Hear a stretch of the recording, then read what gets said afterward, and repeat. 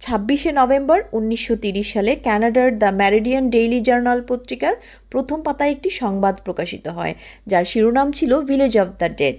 এ খবর সারা কানাডায় আতঙ্কের সঞ্চার করে, কারণ একটি সম্পূর্ণ উপজাতি রাতারাতি কোনো চিহ্ন ছাড়াই অদৃশ্য হয়ে যায়।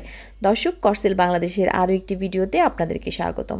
দর্শক, ঘটনাটি কানাডার দূরবর্তী একটি অঞ্চলে ঘটে, যেখানে একটি ছোট্ট গ্রামে এস্কিমো নামক একটি উপজাতি বাস করত।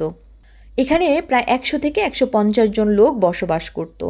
এই এলাকা হাজার হাজার নয়, লাখ লাখ বর্গ কিলোমিটার জুড়ে বিস্তৃত, যেখানে মাত্র কয়েক হাজার মানুষ বসবাস করে। এর প্রধান কারণ হলো এই অঞ্চলের কঠিন আবহাওয়া। আঙ্গিকনি লেক এলাকাটি অনেক শিকারীর জন্য পরিচিত, যারা প্রায়ই এখানে আসে। নভেম্বর 1930-এর একটি বরফাচ্ছন্ন দিনে জো লেভেল নামের একজন শিকারী এখানে শিকারের জন্য এসেছিলেন। শিকারে এতটাই মগ্ন ছিলেন যে কখন রাত হয়ে গেছে তা তিনি বুঝতেও পারেননি।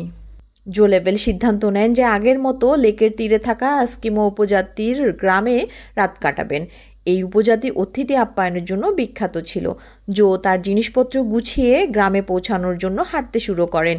এটি ছিল একটি চাঁদনি রাত, তবে আশেপাশে গভীর নীরবতা বিরাজ করছিল। কোনো মানুষ দেখা যাচ্ছিল না, এমনকি কোনো শব্দও শোনা যাচ্ছিল না। জো শুধু তার নিজের পায়ের আওয়াজ শুনতে পাচ্ছিলেন।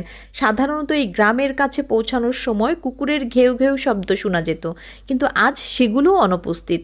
গ্রামে পৌঁছানোর পর তিনি দেখেন গ্রামটি একেবারে নির্জন এবং ভয়ঙ্কর। মনে হচ্ছিল গ্রামের লোকেরা হয়তো ঘুমিয়ে পড়েছে বা অন্য কোথাও গেছে। যখন জো গ্রামে প্রবেশ করেন, তিনি হতবাক হয়ে যান। গ্রামে কোনো মানুষ ছিল না, এমনকি কোনো প্রাণীও দেখা যাচ্ছিল না। সবচেয়ে অদ্ভুত ব্যাপার ছিল, কয়েকটি বাড়িতে রান্নার পাত্র চুলায় পড়েছিল, যেখানে খাবার পুড়ে গিয়েছিল। কেউ রাতের খাবার তৈরি করছিল, কিন্তু শেষ করতে পারেনি। এমনকি গ্রামের মহিলারা যে সেলাই করছিল, সেগুলো হাতের কাজের মাঝখানেই পড়েছিল। শুয়ে সুতা লাগানো অবস্থায় ছিল। মনে হচ্ছিল গ্রামের লোকেরা হঠাৎ কোনো অজানা কারণে গ্রাম ছেড়ে চলে গেছে। জো পুরো গ্রামটি খুঁজে দেখেন এবং দেখতে পান কুকুরগুলো যেখানে বাঁধা ছিল সেগুলোও খাবার পড়েছিল, কিন্তু কেউ সেখানে ছিল না। এমন পরিস্থিতি দেখে জো আরও উদ্বিগ্ন হয়ে পড়ে। তিনি বুঝতে পারছিলেন না যে এখানে কী ঘটেছে। সাধারণত শিকারীরা সবসময় তাদের কুকুর সঙ্গে রাখে, কিন্তু এখানে দেখা গেল লোকেরা এমনভাবে চলে গেছে যে কুকুর কাপড় এমনকি রান্নার চুলাও ফেলে গেছে। অবশেষে তিনি দ্রুত নিকটস্থ টেলিগ্রাম অফিসে যান এবং রয়্যাল কানাডিয়ান মাউন্টেন পুলিশকে পুরো ঘটনার বিবরণ দেন। পুলিশ গ্রামে এসে দেখতে পায় জো লেভেল যা বলেছিলেন তা সত্যি। পুলিশ ধারণা করছিল কেউ হয়তো আক্রমণ করেছে এবং পুরো উপজাতিকে মেরে ফেলেছে। যদি এমন কিছু হতো তাহলে গ্রামের রক্তের দাগ বা লড়াইয়ের চিহ্ন পাওয়া যেত, কিন্তু কিছুই পাওয়া যায়নি। পুলিশ একটি বিশাল অনুসন্ধান অভিযান চালায়, তবে তারা দেখতে পায় পুরো গ্রাম বরফে ঢেকে গেছে, কিন্তু কোনো পদচিহ্ন নেই। বরফ সম্পূর্ণ অক্ষত ছিল। গ্রামবাসীদের নৌকাগুলোও তীরে বাঁধা ছিল। এই মৌসুমে মাছ ধরা সম্ভব ছিল না। যদি গ্রামবাসীরা লেক পাড়ি দিত বা কেউ তাদের মেরে লেকে ফেলতো, তাহলে বরফ ভাঙার চিহ্ন পাওয়া যেত।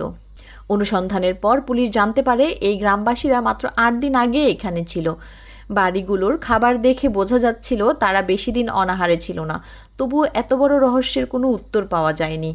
কয়েক মাস ধরে তদন্ত চলার পর পুলিশ অবশেষে এই কেসটিকে অমীমাংসিত ঘোষণা করে। 1984 সালে লেখক রজার বোয়ার ও নাইজেল ব্লান্ডেল একটি প্রবন্ধে এই ঘটনার সঙ্গে এলিয়েনের সংযোগের তথ্য দেন। তারা দাবি করেন সম্ভবত এই উপজাতির লোকদেরকে এলিয়েনরা অপহরণ করেছিল, যদিও এর কোনো প্রমাণ ছিল না এবং তথ্যটি প্রত্যাখ্যাত হয়। আজও এস্কিমো উপজাতির অদৃশ্য হওয়া একটি রহস্য হয়ে আছে। আজ পর্যন্ত এই রহস্যের কোনো সমাধান হয়নি। এস্কিমো উপজাতির মানুষগুলো কোথায় গেল তা অজানাই রয়ে গেছে। দর্শক, আজ এই পর্যন্ত। দেখা হবে নতুন কোনো ভিডিওতে। করসেল বাংলাদেশের সাথে থাকুন, লাইক, কমেন্ট অ্যান্ড শেয়ার করে আমাদেরকে উৎসাহিত করুন। ধন্যবাদ।